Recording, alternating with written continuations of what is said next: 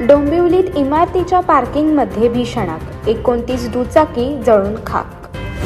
डोंबिवली पूर्वेतील शेडानगर परिसरात पहाटे भीषण आग लागल्याची घटना घडली आहे।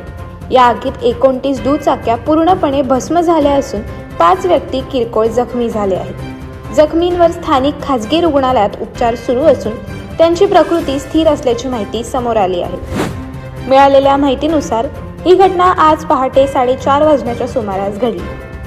डोंबिवलीतील जय भारत शाळेजवळील राज अपार्टमेंट नावाच्या इमारतीच्या तळघरात असलेल्या पार्किंगमध्ये अचानक भीषण आग लागली।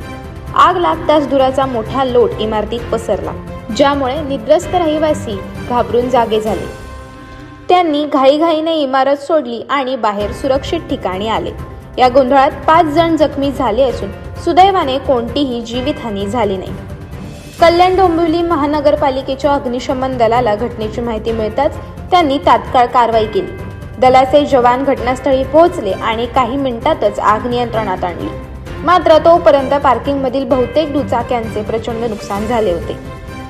या आगीमुळे मालमत्तेचे लाखो रुपयांचे नुकसान झाले असून रहिवाशांमध्ये भीती कायम आहे। पहाटेच्या वेळी ही घटना घडल्याने मोठा अनर्थ टळला, अन्यथा परिणाम अधिक गंभीर असतील।